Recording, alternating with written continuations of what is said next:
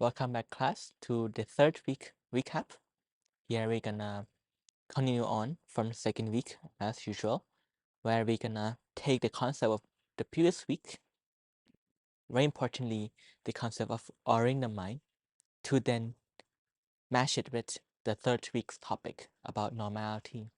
And the very important topic about something called the instinct that we all have inside us, and every being has inside. The third week, we start off by a story of a little sea turtles, of how I said that every being, including the sea turtles, are able to live their life without any parents, or to go through life knowing what to do immediately after they are born, knowing what is the right thing to eat, what's the right place to go, what to do and what to not to do. And we find that these instincts exist in these beings. And the Buddha say also exists in humans too. But we're not sure how is it that these instincts come about and how is it that we still have it. So we talk about a second story of a man who was met with unfortunate circumstances that really shook him to the core. In that shaken moment, the man will have to decide between two different voices in his head, telling him to do different things. One tell him to, with anger, tell him to do something quite heinous, to hurt the guy, to kill the guy, to really let the robber takes his own medicine, while the other voice that comes with clarity warns him not to do so, pours at him, pull him back to say, hey, don't do all those things. Now don't hurt the person. And the man have to then decide between doing or not doing. He then have to be the judge, the middleman, while he listened to the two lawyers inside him, the two voices that sound exactly like him, that is propelling him to do what he are supposed to do. And we find that in our life, we are met with these voices in times where we have to make a very important decision, a uncertain one or a unfamiliar one. Or even when some people, a decision come that have to be answered really quickly, to do, not to do, to go, not to go.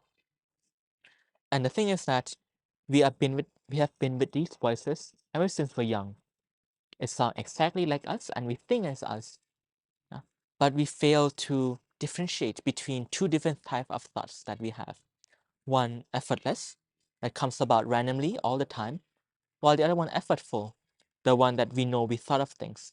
Like when we calculate mathematical equations, we want to make a plan, really think it through or reflect on our own experiences. We really put effort into creating all those thoughts, all those processes. But not when we are out and about every day. Now our mind telling us, hey, why don't you think about the deadline then? Why don't you want to go for a walk? You're hungry, right? Why don't you order this food? Why do you call this person up because you're bored?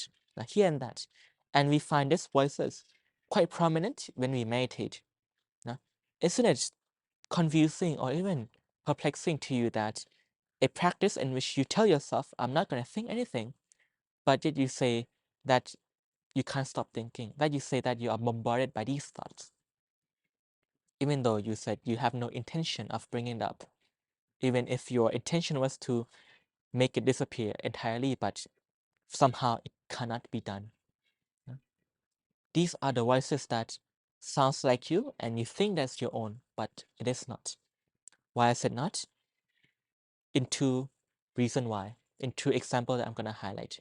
The first one, like I said before, in our meditation practices, the worrying mind that comes up about the thing that we hate, our traumas, our bad experiences, or something that we love. You know, something about a person that we like, about this food that we enjoy, about the plans that are gonna come up. Here and there, that takes your mind away from your object, away from your breath, from your concentration, from your, you know, from your body and mind. But if this is not you, then who? The Buddha said is the instinct. And in the second scenario, it will be something some of us might be very familiar with. It comes in times where we are not in a very good spot. Our mental strength not that high. Our prospect in life not that good.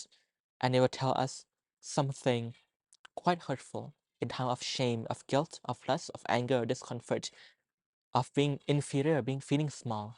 I will say that how incompetent of you, how shameful you are, how can you all these how can you do all these negative things? And it's the same voice that you repeat to yourself, or rather you listen to it being repeated to you, and you keep on, for some reason, hurting yourself again and again. Some people have had enough of these thoughts, of these feeling, that they want to shove it away, but they find themselves they couldn't, at least not for long. It will come up again uninvitingly. Even when we feel like we have recovered, we have come out of that hellhole, but then, hey, remember what happened? Hey, 2 weeks ago, what have you done? While you're enjoying your time with your family, while you're enjoying your time alone, keeps on disrupting you. If it's not you, then whom? If it's your own thought, then why don't you just stop thinking about it? And this is what is at the center of Buddhism, is this effortless thought that comes about. Ruin your life most of the time, but for some people, it's the opposite.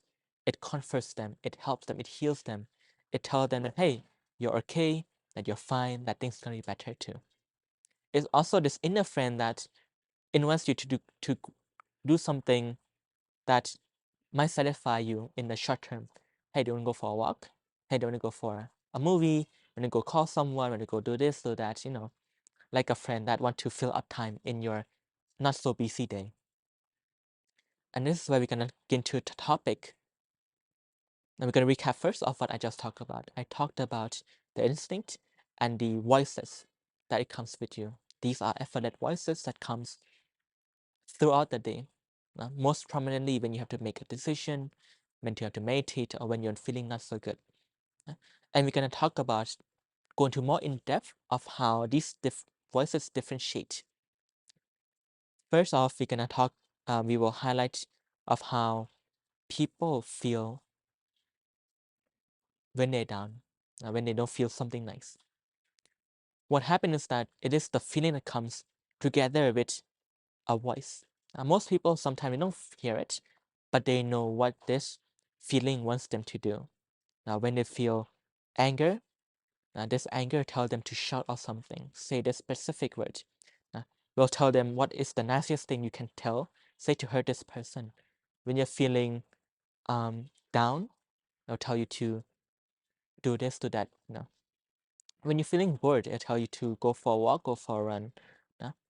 And those are the feeling that governs you, because if you don't follow through with it, it will hurt you, make you suffer, make you have to endure, mounting up in intensity as time passes. And it nags you, hey, want to go, want to do, want to this, want to that, until you can't handle it anymore. Then you have to follow through with whatever it tells you to do. Now, can't handle the pressure anymore, have to go to it. Can't bear the boredom anymore, have to leave the place. Can't bear the agitation from someone telling you, teaching you of your own mistake, you shout back at them, you get off your room, whatever, all these things that you've done before. And why is it so important then? This thing. It's important because it's telling you to make a decision. It's telling you to order your mind. Now, when you're really bored, coming back to this one again, it tells you, hey, get out, leave the place, go for a run, go for a jog, take out your phone, do this, do that. And it will pressure you to do so. Do it, do it, do it, do it. Like when you meditate, open your eyes, check your phone, do this, do that. It's telling you what to do. It's telling you to make a decision, for you to order your mind. And that's it. When you say yes, when you say okay, when you said fine, because you can't handle it anymore, you accept that, you make that command. You said yes. That's where it relates to the previous week of ordering your mind. And that's where you find yourself losing control. When you make a decision, when you feel lustful, anger, shame, anxious, you will follow through with that program that your mind tells you to do. You want to go for a walk? That's the reality that it presents to you. When you say yes, you run that program. You find that whenever you make a bad decision, then you can't stop yourself. You have to follow through the entire motion of it. When while you're going through it, your conscious remind you, hey, don't do it. Please don't do it. You know of the consequences. You know that you're gonna hurt people, you're gonna hurt yourself, this and that. Your conscious reminding you all the time, but you find yourself unable to stop yourself. Now, in the middle of the act, you realize that, hey, I shouldn't be doing this. I really shouldn't. But your body and mind no longer are yours to control. You can't stop yourself from doing all those shameful, heinous acts or something that is destructive. Only when you finish doing something, then, only then, you can have back control. And that's one of the key things we talk about. We talk about the bad instinct. The bad instinct inside, an instinct that embodies destruction, unwholesomeness, suffering. Yeah? We also talk about the opposite, the other instinct that embodies prosperity, constructiveness, happiness, wholesomeness. The one that people associate with intuition, that make them become so smart, make them become a wise man, a wise woman in a time of crisis. They find themselves like this when they are clear, they are bright, they're happy. Yeah. They have all these answers in front of them. They know how to solve problem, overcome obstacle. As if they have that light bulb moment that comes up, that they don't think effortless, but answer present to them. Now they become a wise man, wise woman at that point. It's also the same instinct that teach you the right view, the right way to tackle life, tackle problem obstacle too. And we learn of the third instinct, the third one that talks about waste of time, that love to please you so much. They say, hey, if you want to do something nasty, do it, but not too much. If you want to do something good, it will hold you back a little bit. You know what? You're going to give this much money to the foundation? Sure, but don't give too much because you have some mouth to feed, this and that. Try to make you a bit stingy. Or even when you are bored, you have free times on your hand, it invites you to go watch movie, go for a walk, call your partner, do this, do that, just to fill up the time. And you find yourself wasting time, not being productive at the end of the day. And these are the three instincts, the three types of voices we have in ourselves. And we concluded the third week talking about not accepting any of it because you are the judge. You are the one who make decision. The instinct are the lawyers that make arguments for you to listen to and you make the decision. The thing is, we don't know, we can't differentiate yet between the bad and the good, and then not good, not bad. But we know that at least the bad uses pressure and suffering to you. It will use feeling as its forefront, lust, anger, shame, guilt, anxiety, whatever that feeling may be, negative feeling, as a propellant, without any logic behind it. Whereas the good uses logic, with no pressure, with all logic and compellment. Whereas the not good, not bad one is also illogical, but uses all those fun feeling, all the simple enjoyment to lower you. So we ended off with a homework, a framework that we use to learn more about our instinct and to make the right decision so that we can have the right goal.